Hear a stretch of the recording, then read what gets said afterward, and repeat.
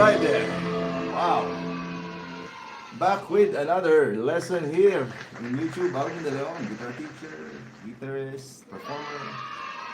And now we are going to talk about this awesome solo. One of my, I think, my favorite, Whitesnake solo. And I just did this patch today and last night. Last night I did this. And yeah, I have to set it up like it should be like really sustaining or ringing out. So I'm using the Ampero 2 stage, and yeah, it's so nice. I like it. We'll be talking about, of course, the chords, the theory behind this. We'll be checking also how they perform this live, like this one. I checked 2 videos, and it's in different key. This one is in E minor, and they played it in C sharp minor live.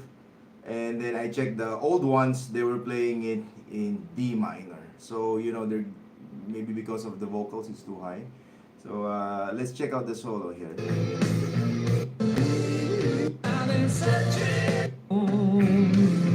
It's in D minor.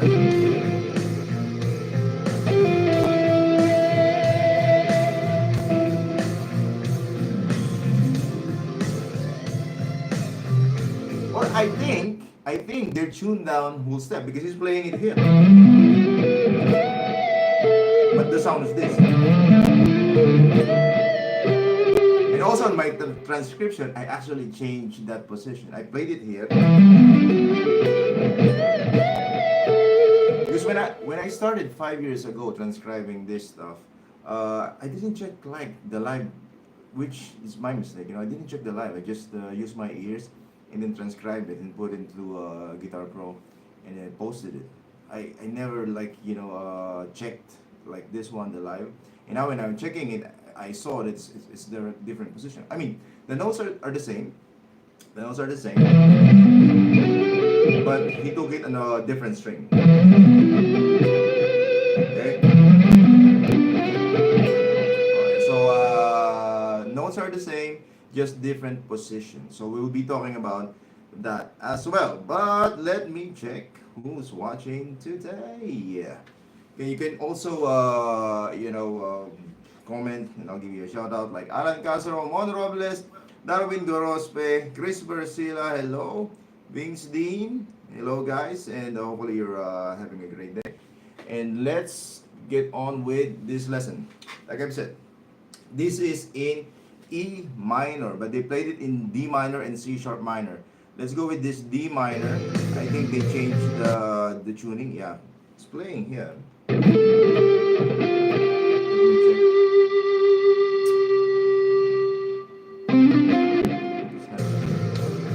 Oh yeah, it's playing it here. So it's D minor. So they didn't change the tuning. It's in D minor. Okay, so.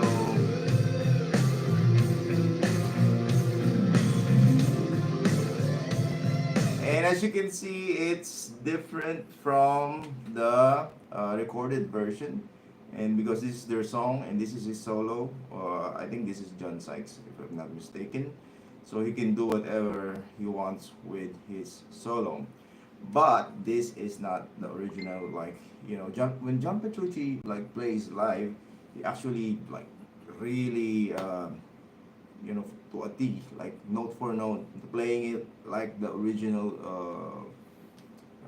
recorded version, right? But this one,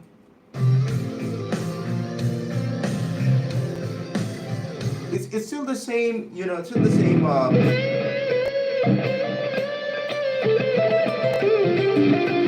Still the same. Some parts. Yeah, like that one is different, right? Original is. I'll go to D minor because they're in D minor. That's the original, and he did. Right, so. Okay, string.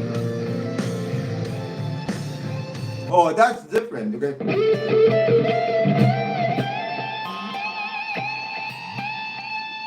Okay, I need some note there. And then the position, if I'll do that, definitely you have to change the position, right? So, because you need that first string, or you can do that. No, I didn't see his fingers, but that's definitely different from the original. But we can add that. That's nice. So you see, it's for me. Yeah, I learned my lesson. It's so good to like check also the live version. Really looking at the guitar player, where he played it, and then like ideas like this. It's so nice.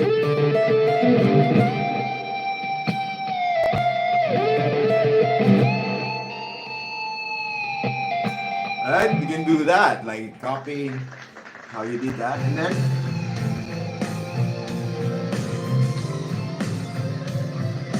okay, that's a bit different, but I'll play it in D minor. Alright. Oh, it's different, right?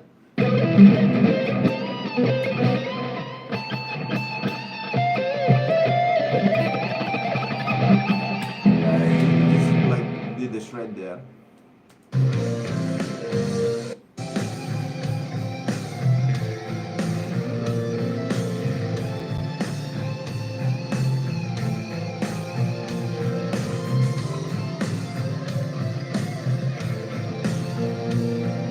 Okay. So that's what he did on the ending on this one. Okay, I just saw it. And then listen to it.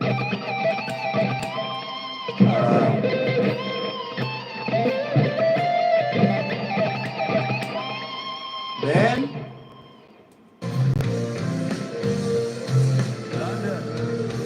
oh, he took like there. He took the second voice.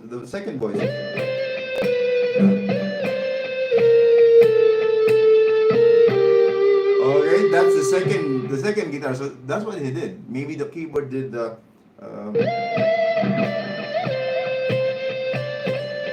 Okay, which I transcribed that first guitar, but here he did this. And again, I'm transposing now because it's the original key is E minor and they're playing it in D minor. Okay, so let's get on with this lesson. Let's go with the chords first and then the scales. Okay, so this is a really good solo. I really like it.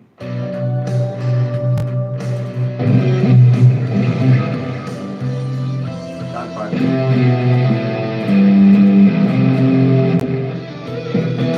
E minor. E minor, B minor, C. That's it. E minor, B, C, E minor, B, C, repeating. B, C, same thing.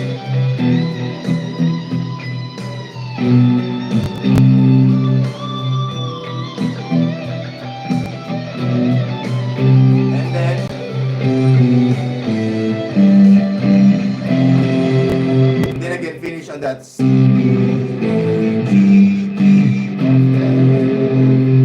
then there's a kind of like a borrowed chord there. So this is in the key of E minor. So the notes in E minor, we have E, F sharp, G, A, B, C, D, E. Okay? So it's the same notes, as the G major. So when you start in the E minor, there's our natural minor there. E, F sharp, G, A, B, C, D, E. So again, you need to work on your scales on this one. This is an E minor.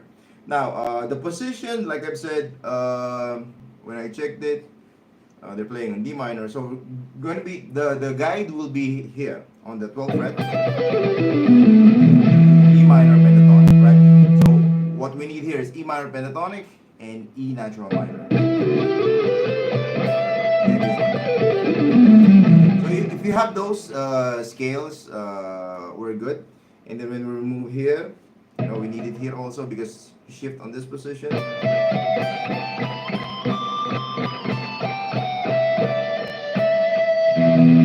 Once you get those positions, you're good. I always talk about this one. You need to know the chords first, and then because the chords and scale relationship, and then on this case, like the position of those notes, E, F sharp, G, A, B, C, D, E, and then we can study it so that we will not be hitting different. He's not hitting any other notes here.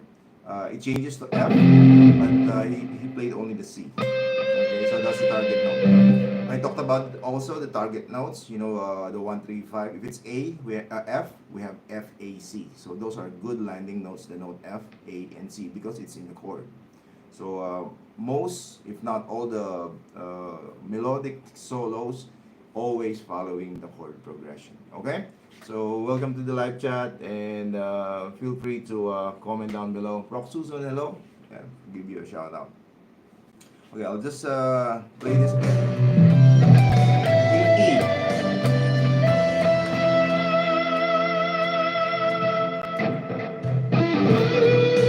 This is the E minor pentatonic position.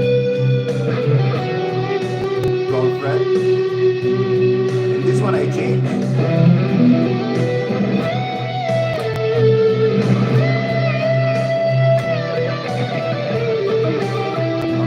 Talk about that section.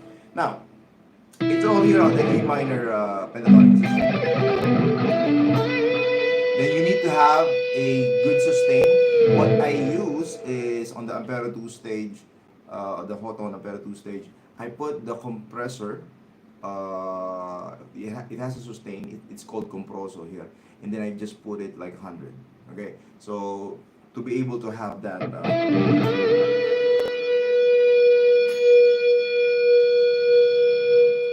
long sustain for this solo because it's really needed, yeah. And then it goes, especially this part. If you don't have that sustain, it will die.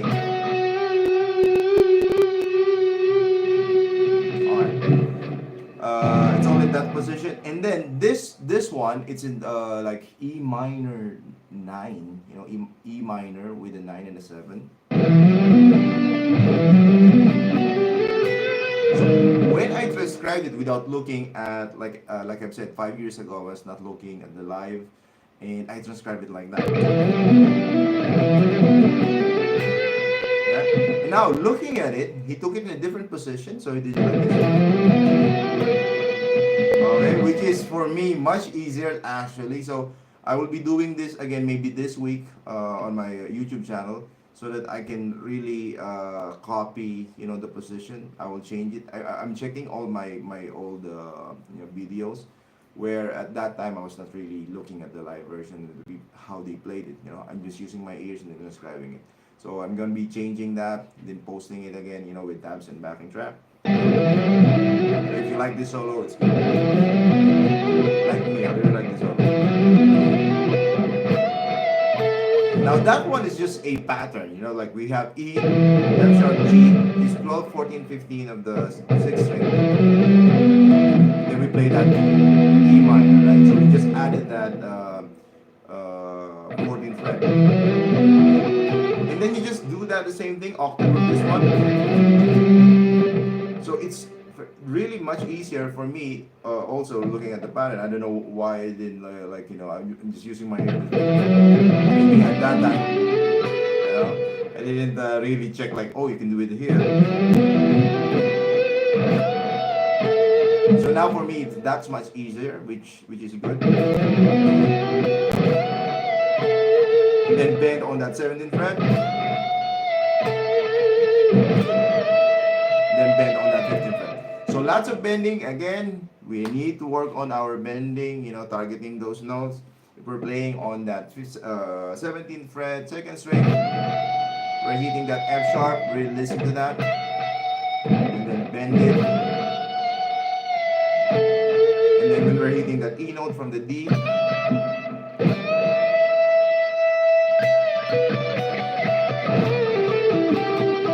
and that's a beautiful lick. That is a beautiful lick. Like and he did that on the live, which is, I think, because it's like really beautiful. So if you're working on licks, this one is a really good E minor lick. Right?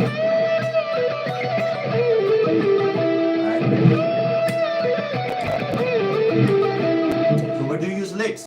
See, when we see those kind of licks, we can use it on our improvisation. We can use it on creating our own solos, right? Simply with this one. Move that all over on fingerboard. You can play it here on A minor.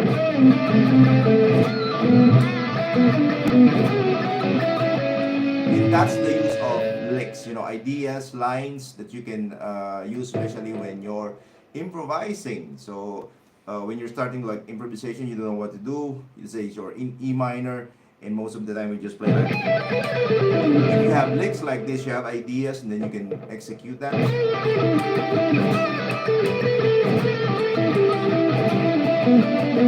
can use it like as a pattern, okay? So for me, that's the use of licks, especially when you're starting out and doing solos. Yeah.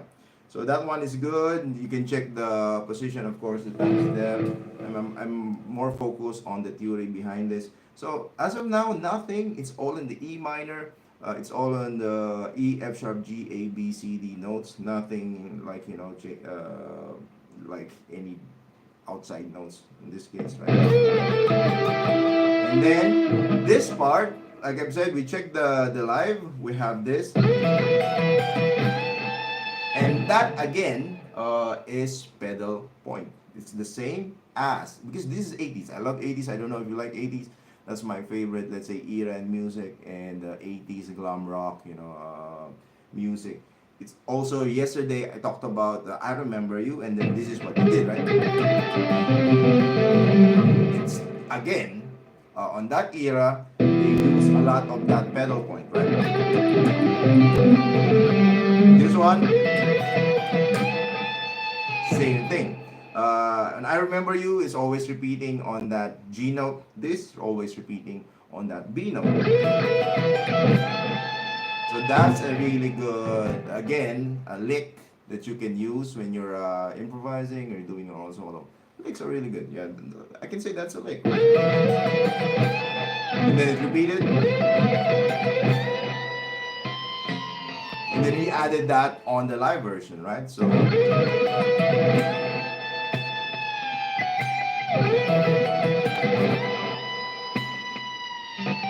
on the original it's like that. And then I can say the trickiest part here, which he changed on the live, is this one.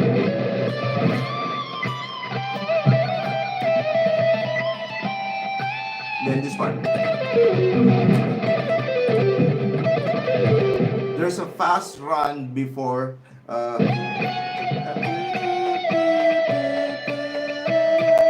before that there's a fast run like this. So that one is kind of tricky in terms of phrasing. So when you study this solo, yeah, be careful on that part, this one. This one is easy.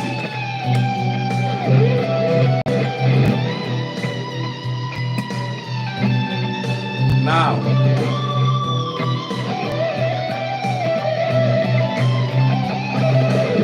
that part. So there's a burst of. Now I'll teach you that part because I think that's the trickiest part on this solo. And if you want to do alternate picking, it's good, but you will encounter what we call inside picking on this one. So inside picking for me and even for the other guitar players is kind of difficult. What's inside picking? Inside picking is like let's play this two notes, okay? So 5th fret, 2nd string and 1st string. And again, I'm teaching the theory and then the techniques behind the solos, right? So this is one of them. So if you have this too, right? Outside picking is this. When you have these two notes, which is fifth fret, second string, first string, you start on the up stroke on the first string, and then now you're ready to play the second string. So that's really easy to do. Okay? If you're having a hard time with that, I don't know, but for me and most of the guitar players, that's so easy to do, right? Up stroke and down stroke, up stroke, down stroke. But when you do downstroke first, starting from the first string, it's either you go down again because you have to jump, and then the other one, so it's down, down, down, down. You can feel again the tension there when you're doing that. Now the other one is what we call inside picking. So when you play that, you have to pick the second string and go inside. So it's lots of economy of motion. You need to really control your picking like this. And that most of the time, if we practice in detail, is a common, problem, and that's why we sometimes, it's like a hiccup or we stumble when we do like fast runs. So if you're not conscious about this stuff, it's most of the time the problem when you do fast runs. And in this case, this one, there's an inside picking if you do alternate picking. Now, what's the easiest way we can execute this note? JRNO, hello. Over the chord changes when improvising. Greetings from Rizal. I always talk about that. If you know how to follow chord progression, if you know how to follow those 1, 3, 5, 7, and all of that within the chord progression, then you can create really melodic solos. And that's, every time like this one is what they're doing. Okay, so you really need to understand chords, relationship of chords with the scales. If you do not know the notes on the chords, like what are the notes in D major, okay? If you don't know that the notes are D, F sharp, A, then you'll be using most of the time just your ears. But this is if you're asking what can you think about when you're soloing, is simply knowing those notes, and that's gonna be your target note. So when I play, let's say D, and E minor, so I have these notes, right? Then that's E minor, that's F sharp minor, that's G. So all those notes and landing notes are inside the chord. So those are the basic principle when you want to do melodic solo. And if you don't understand your chords, again, and if you're just noodling around and then playing around with your scales randomly, then it's going to be hard for you to really get that melodic solos. Okay, so and that's a question from Risa from JR. Okay, so but this one again, what we can do with this section is do the slide. Because the notes are, okay, let's say, because this is I can say the hardest part for this solo. So I'll teach you like the notes here, okay? So we can do it together. If you have your guitar there, we can do it together. The second string we have 17th fret, and then 19th fret on the third string. So we have this. And we do that back and forth, right? 17, 19, 17 from the second string. Right. I will start with the upstroke in this case. Why? Because I don't want to do inside picking. Now, if you're good with inside picking, there's no problem. Then do your inside picking. For me, outside picking works well. You can try both. And like I've said, this is about techniques. So we can, if it's working for you, then it's good. But let's do it. Okay, so up, down, up. So quite easy to execute, right? It's also for me easy to execute 17, 19 inside picking because I practice that. But for me, much easier is this one. I can do both. But the thing is, it goes like this. So it's fast. So what we can do to eliminate that inside picking, alright, is it goes like this, and then 19, 17, 16 on the third string. So we have this. If you do alternate picking starting from upstroke, you will finish with a downstroke from the second string to the third string. So the problem with this one is, again, we have to do inside picking going to the fourth string, which is so hard to execute actually, especially when it's too fast. So the way we can go around with this so that we can do outside picking is sliding, which is actually on the transcription here. If you check this solo, even that part, if you're studying guitar solos, even that part, if you study that, you will learn a lot from that phrase, this one. Especially if you want to go fast with your lines, okay? If, let's say you learn something from this solo, that part alone, like I've said, will make you flow or play faster. Alright? And this is what technique is all about. If you have that technique and you understand, oh, this is how I do it and I can play faster, you will do that on your next solos and your next solos and your next solos. But if you don't understand this and if you don't practice this and learn from what you're doing with your techniques, you will always stumble. So I strongly believe if you really check this out, that part especially, you will see what I'm talking about. But because that's so hard to execute, especially when you're coming from like really fast lines.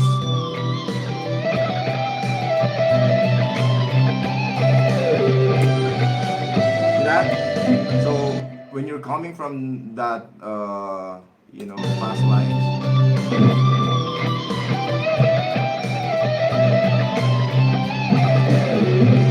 I made a mistake again.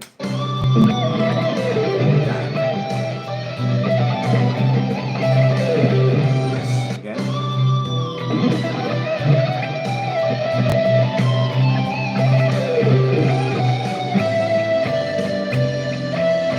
Right. So really focusing on the detail, what picking are you going to use? Now, there are no rules. Let's say, because I started with the up, you can start with the down, right? But, again, you need to work on your inside picking. There are people that are really good in inside picking. For me, I prefer the outside picking, much easier for me, because you can always go around with it, right? So, that's inside picking. And it's so hard to execute, okay? What else can I say on this one? It has a harmony on the ending, and what I did is this, because that's what I heard. But on the live, the guitar player did this, and that's the second voice or the harmony of that. If you play this together, I really like that. So I actually did it here. You listen. There you go. So I'm going back to my old videos and then checking out really how they did it. Position, like this one, I changed the position, and that one on the E minor 9, which is good. You can play it also here. But it's too far here, for the E note. So if you change your position, of course, the strings, where you play the notes will change as well. It's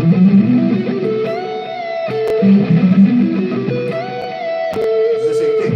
But when you look at the live version or like them playing it, when I look at the guitar, I think it's John Sykes. Well, he took it here.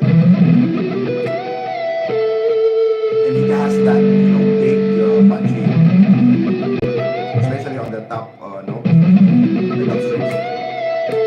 So I'll just copy that and then transcribe it for you guys. So maybe on Saturday, if I will have time to, I will transcribe it again, and yeah, record it. I'm thinking of also I remember you.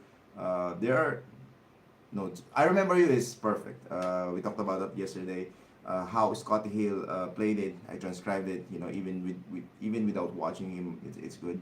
But this one, the notes are good. It's perfect. The notes are perfect. The same. It's just that the position on one part, which I played like this. Oh, I played it like that. I don't know why. And I transcribed it by ear, but he played it like this. Same notes, different positions, guys. So hopefully you enjoyed this lesson. I'll be back on Thursday for another solo lesson. If you haven't subscribed yet, if you like solos, if you like guitar solos, you like theory, guitar and everything, I'm doing this every Monday, Tuesday. If you have any questions like JR there, also you can ask questions. But make it like connected, hopefully connected with the solos that we're doing. Also, sometimes we can do it, if you have really questions. So see you again next time, guys. Thursday, same time as like today. And have a great day. You can support me with also buying my tabs and backing track on my store. It's in the description. Also, I have a Patreon where I post free chords and backing tracks there. There's a free also, and then there's some a paid version of that in Patreon. See you guys. Have a great day. Ciao.